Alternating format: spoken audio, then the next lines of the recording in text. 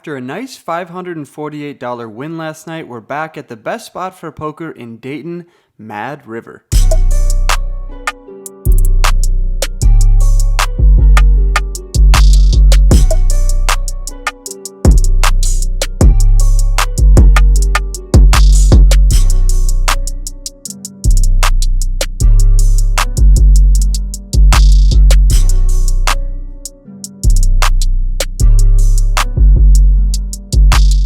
What's up, you guys? Welcome back to another video here at Mad River in Dayton, Ohio. This has been my home for the past 2 days. You guys saw the vlog from a few days ago.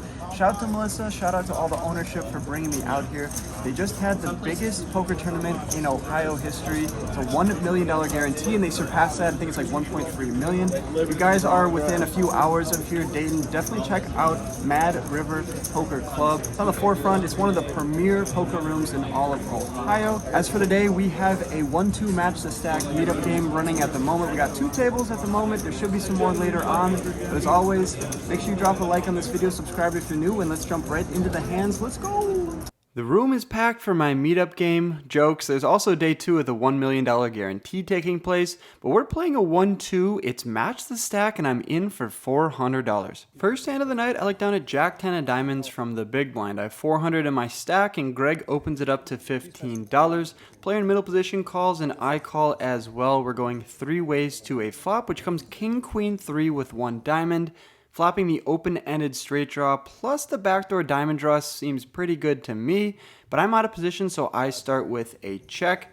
Middle position checks, and Greg checks as well, which means we're off to the turn, which comes the 9 of hearts. Bang! We turn the nuts. The straight is what it's called. Great hand for us, and I bet out for $20 into the field.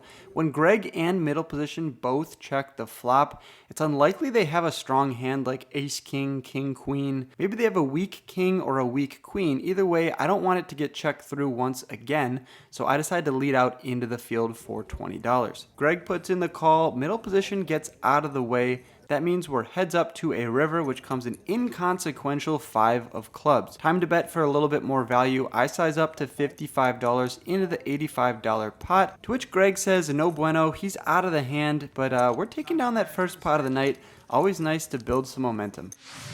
Up $50, we look down at King Kong from the button. I have $450 in my stack, and the low jack opens it up to $11. That's not going to cut it. I decide to 3-bet it up to $35, to which the low jack puts in the call. Heads up in position to a flop, which comes king 8-5. Bang! We flop top set. Back-to-back bangs, back-to-back, probably winning hands. He checks it over to me, and I see bet out for $21. Could probably go a little bit larger, maybe like 35 or 40. Still, nothing wrong with getting a little bit of value. I bet out for $21.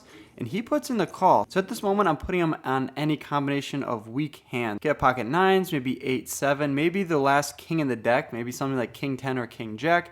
Either way, it's not too important to think about what he has when you have top set. The turn card comes the 9 of hearts. He checks it over to me for a second time, and now the only thing we need to think about is how big are we betting. Most likely a small bet here accomplishes more because we're going to get called by a lot of those weak hands. If we bet big, we're only going to get called by a select few amount of hands like pocket 8s, pocket 5s, or maybe a hand like king 8 or king 5.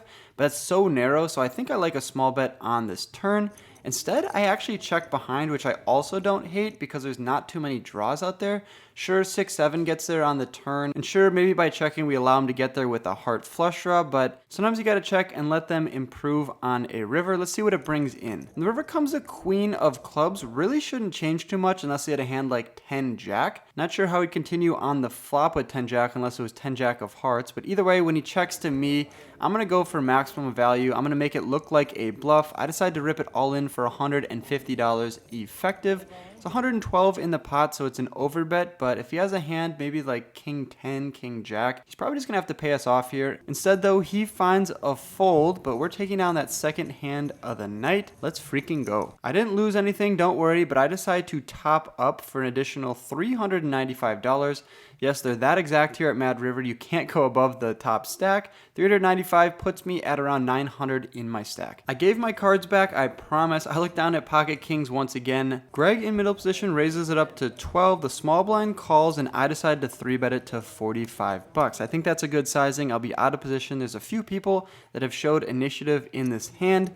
Greg decides to put in the call, and he's the only one to do so, and we're off to a flop which comes 6-4 deuce with 2 clubs. Now most of you would probably just bet on this flop because you have pocket kings. However, in the moment I was thinking about who could have the most combination of sets here.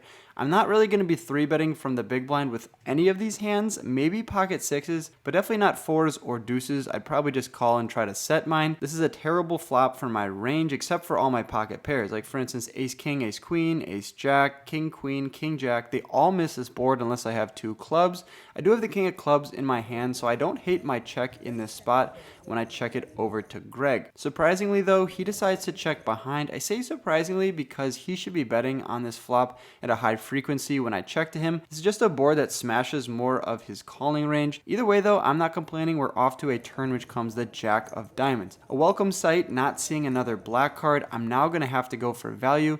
I put money in the middle to the tune of $65. When the action's back over to Greg, I expect him most likely just to fold when he checks back the flop. Calling would be nice for me because I'm definitely going to be winning this pot. But instead, when he re-raises me to 175, all that thought goes out the window. Now there's a chance, of course, we could be beat. Maybe he was slow playing something on the flop, but would he really check the flop with a set or a straight with 2 clubs on board?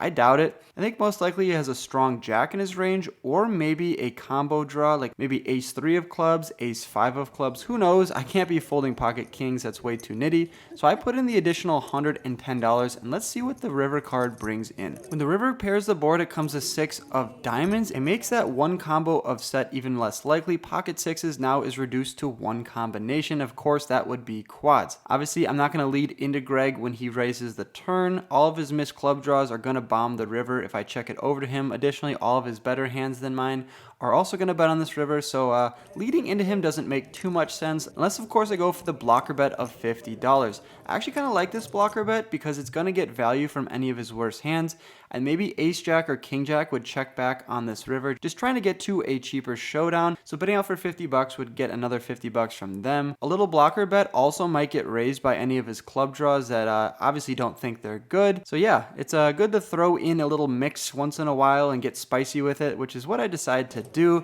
Greg doesn't like the spice. He's not a fan of Tabasco. He decides to raise it all into $380. Yeah, this is a gross spot because obviously he's representing strength. Does he have pocket 4s, pocket deuces? Ace jack and king jack really wouldn't play this way by ripping it all in on the river. They would just flat my $50 bet. So it really feels like a bluff. Maybe miss clubs, or maybe a hand like pocket 10s or pocket 9s turning their hand into a bluff. Either way though, he's representing a very narrow range of value.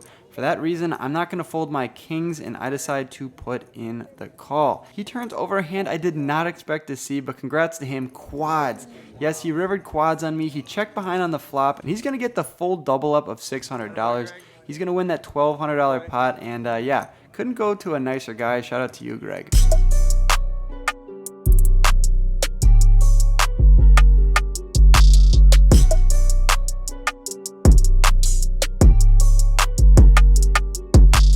We pull out a wad of cash that's been taking up a large amount of space in my backpack. I decided to top up to $1,000 to match the stack. Big news, I'm looking for a new full-time editor. If you're interested in working with me going forward and can match my style, shoot me an email. I also want to give a huge shout out to Gil, who's edited for me for the past year. He started with my Texas road trip videos, and without him, we wouldn't be where we are today. Feel free to drop a comment down below letting Gil know how much you've enjoyed his editing. We'll definitely miss you. I have 1320 in my stack, and I look down at 10-8 of clubs from the small blind. Under the gun raises it up to $12, and the hijack puts in the call. I decided to 3-bet to $55. Sometimes you got to throw these weird hands in there. If you're always 3-betting the strong hands, you got to have some of these to balance it as well. The hijack says enough of it. He rips it all in for $115, and once I 3-bet to 55, it's only another like $60 for me to call, so I put in the call. He's a vlog watcher, and let's go off to a run out when he turns over ace jack of hearts. Good luck, man. Oh, thank you. Appreciate it. Oh no, I have a gutter. I have a gutter. Oh yeah, I guess I don't want a jack anymore. Oh no. Sorry. Or another jack. No, it's good. It's good. It's good. Nice hand. So yeah, pretty disgusting there. We end up turning the straight and felting a vlog watcher, sending him back home to the rails. But thanks for coming out. I appreciate you doing so. And yeah, of course I appreciate your chips as well. How does that happen? How does that happen? Next hand, pocket queens, the ladies from the hijack. Few limps to me. I raise it up to $15, which is a little bit small. I probably could be going 20 or 25. $15 incentivize the cutoff and the limper puts in the call. We're going 3 ways to the flop. Flop comes 995 rainbow, which is pretty great for us. Usually I'd start with a check in between 2 opponents, but in this spot, because the board's so dry, I decided to bet out for 15 bucks, to which cutoff and middle position both put in the call, leading us to a turn card, which comes as 6 of spades. When middle position checks to me for a second time, I'm going to go for a second street of value, protect my hand against any of those draws, maybe like 5-7, 6-7, any hand with 2 spades in it. So yeah, I decided to bet out for $40. Cutoff puts in the $40 call as well, and the middle position gets out of the way. That leads us heads up to the river. When the river comes a board pairing 5 of clubs, it's really not a good card. Any 9 or any 5 now has us beat. Additionally, 7-8 has us beat as well, so I decide to check over to the cutoff. By checking here, it allows him to bluff, and it also keeps the pot smaller in case he has me beat. I'm definitely checking to call, not checking to fold, so when he bets out for 90 bucks, it's a pretty no-brainer call for me. I toss in the money, and he ends up turning over the goods 10-9 offsuit. So yes, he did in fact flop 3 of a kind, which beats my pocket queens, and hence why I need to raise a little bit larger pre-flop next time. Stuck $555 on the session. We're going to play a $10 double board bomb pot. Yes, it's no limit, not PLO, so we only have 2 cards. I look down at ace jack of clubs, which is actually pretty good. The boards come ace 8-3 for top pair for us and queen 6-4 with 2 clubs. So yeah, we have top pair and the nut flush on the bottom, which is a pretty great spot to be in. Early position bets out for $20 and I put in the call. I think raising also could be fine. However, we don't have the nuts on the top board and we're drawing the nuts on the bottom. So let's wait to make our hand before piling more money in the middle. By me just calling, it brings in the big blind as well. We see the 5 of clubs on top, which isn't great because it's one of the clubs we wanted to see on the bottom, but no fear, the 8 of clubs appears on the bottom boards, giving me the nuts on that one. When big blind checks it over to early position, who checks it over to me, yeah, say that 3 times fast, I decided to pile some money in there to the tune of $100. Big blind says no way, he's out of the hand. Early position though, he gets a little sticky and puts in the call, bringing us to a river, which comes a board pairing 3 of diamonds and a board pairing 6 of diamonds. Yes, on the top I don't really care as much, but on the bottom it changes the nuts completely. We do not have the nuts at all. Pocket 6s would be followed by pocket queens and pocket 8s or pocket 4s, but you get the drill. We just do not have the nuts anymore, which is not great news in a bomb pot. I think I could go for a little bit of value here, maybe like 75 to 150 bucks, but instead I check behind, just happy to get to a showdown. And I didn't really miss out on too much value. He turns over ace jack offsuit, so he might have paid off for like 75 more bucks, but it's doubtful anything larger than that. We're actually going to 3/4 him here. We top the chop board with aces, and we actually win the bottom board, so that means we get 75% of this $330 pot. I mean, it was from behind. I'm a tall white guy with high cheekbones. You Like, just want a hand with that. Shout to you, Dale. Yo, what are we playing? stand up, man. Stand up. Stand up game. I'm supposed to have a seat right now. Take your seat, man. You deserve that one. Oh my God. Yeah, you building Wolfgang. Give me one of the footage. There we go, 3. You get some chips. Yeah. You get some chips. Oh, the hate. Yeah. From what I've been told, that was the first stand-up game ever to take place in Mad River, maybe possibly even Ohio, although I'm not going to speak on that. Still super fun to bring a game to a place that they've never seen before. We look down at pocket aces now from the low jack. I open it up to $15 and get 3 callers, to which we see a flop, which comes, as Andrew Nemi would say, favorable. Ace, queen, 10, bang! We flop top set. It's not the nuts. King jack would obviously be the nuts on this board, but I'll definitely take top set in this spot, and I bet out for $40. The hijack doesn't think about it for even half a second. He puts in the call, and that brings us to a turn, which comes the 4 of clubs. Thinking about my options here, it's obviously bet, but how large do I go? I think I should go pretty large here because I want to get value from any of his heart draws, any of his pair plus straight draws, so I decided to bet out for $85. Once again, he doesn't think about it too long before putting in the call, bringing us to the nut worst card on the river, the Jack of Hearts. Not only does it bring in King Queen of Hearts having a royal flush, any hand with a king in it now has us beat. any 2 hearts have us beat, and we're left with pretty much just a bluff catcher if he jams all in on us. For that reason, I check it over to him, but he snap checks behind. Is it possible that he's checking behind a jack? I doubt it, so somehow we're good here. I just don't know how. And I turn over my pocket aces for top set, and he deliberates for a second before ultimately showing us his hand pocket queens. How did all the money not get in there? He's got to raise me on the flop or the turn, but instead he doesn't do that, and he just puts in the call on both streets, and his set goes down in flames, and I win, although it just doesn't seem like I'm a winner in this hand.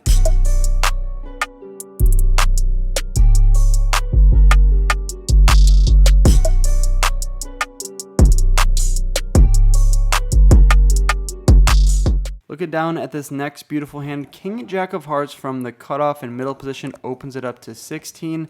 Matt on my right puts in the call, and I probably should be 3-betting up to like 50 or 60 bucks. Instead though, I put in the call, and that brings in 2 others. We're going multi-way to say the least to the flop, which comes King Jack 7 with 2 diamonds. Now when the action checks over to me on the flop, I'm not going to check behind. There's a lot of draws out there like Queen 10, 10, 9, and even hands like Jack 10, 7, 9. They all have a little bit of equity against me, so I want to bet out here for $55. Matt's the only player to get sticky and put in the call, and that leads us to a very clean turn card. Love this card, the Deuce of Spades. So when he checks it over to me for a second time, I think it's important to go for value. We're pretty much only losing to pocket 7s here, but how can he have that when that's my favorite hand? So I decided to bet out for $150. Matt thinks about it for a while before ultimately flicking his cards into the middle. Great fold from him, but we're taking down yet another small pot. Last hand of the night, pocket deuces from the button. The cutoff opens it up to $15, and I get spicy once again and 3-bet him to 45. This is definitely not a standard GTO or whatever you want to call it type of play, but at a meetup game, I want to throw in a few random hands, so I decided to 3-bet him to $45. Player in the cutoff puts in the call, and that leads us heads up to a flop, which comes King 7-3 with 2 hearts. Obviously, when you 3-bet with pocket deuces, all the strategy goes out the window. Now, you just have to think about what your range consists of. When I'm 3-betting him on the button, I'm going to have pocket kings, pocket 7s. I'm also going to have some of the ace 5, ace 4 of hearts. So even though I just have 4th pair, I actually, in the long run, I'm going to have a lot more of the good hands here. For that reason, I decided to bet a third of the pot to the tune of $35. When he puts in the call, no fear, he's still going to have to do that with a lot of his hands like pocket 10s, pocket 9s, any of his heart draws as well. So let's see what the turn card brings in, and it comes the ace of clubs. This is actually another great card for us because if he was calling with a hand like pocket 10s or pocket 9s, this card connects with us pretty heavy, and I don't think he can call 2 streets. Additionally, if he has a hand like king queen or king jack, he might have to call us on the turn, but if I bomb the river, he's for sure going to have to get away from it. So for that reason, I don't slow down. I decide to bet out now for a chunky bet of $135. I'm trying to get all of his heart draws to fold. I'm trying to get all of his random pocket pairs to fold. Additionally, I'm trying to set up a triple barrel here to get any of his weak kings to fold. $135 is the price of poker, and I don't really expect to get called too much. So when he puts in the 135, alarm bells are going off in my head, and I pretty much have to give up on any sort of river. When the river comes to 4 of hearts, this actually could be one I could continue on. I might be betting my random ace suited type card, so I could get there on this river, but all that thought goes out of the window when he bets out for $295 into the $430 pot. When he calls my 135 bet on the turn and now leads into me for such a large bet, there's nothing for me to do other than fold, and he's nice enough to turn over a card for us. It's an ace and it's a heart, so I don't really think he's doing this with anything other than a flush. He probably flopped himself a flush draw, turned a pair, and then rivered the nuts. Either way though, I can't complain. I wanted to get spicy, and that's what happens sometimes. We look over to the $1 million guarantee and see 36 players are left. First place is getting just south of $210,000, so not a shabby 3 days of work. We take a funny video with the security guard with a rifle in his hand, and yeah, just like that, that wraps up our session and the meetup game. We rack up our chips and head over to the cage. All right, you guys, that wraps up this 1-2 meetup game session. We had 4 tables come out. Shout out to everyone that said hi. Hopefully I gave you guys a shirt. We got stuck early, ended up crawling our way back almost to even, but then ended up getting out of the game for $930, so a net loss of $865. Not the way I wanted to end the trip. But chatting with all you guys and meeting all the fans is definitely the highlight of the video. If you guys like this video, be sure to hit the thumbs up button, leave a comment down below, subscribe if you're new. If you're in Ohio, in the area of Dayton, be sure to come out here to Mad River. Say hi to Melissa, say hi to the floor. They're awesome here. They're gonna do a bunch of big tournaments in the future, and hopefully they invite me back out for them. So yeah, a lot more to come with the Ohio videos. Hope you guys run well on the felt, and I'll catch you guys in the next video. Peace. Yo, let's Yeah, see that my hat. boy. Let's see that hat. Chicago T-Time. love. Let's go. Yeah. Shout out, my boy. Nice meeting you, man. Yes, Dollar sir. Bill in the building. Thanks for watching to the end of my video. Click my head below to subscribe and stay in the loop. See you next time.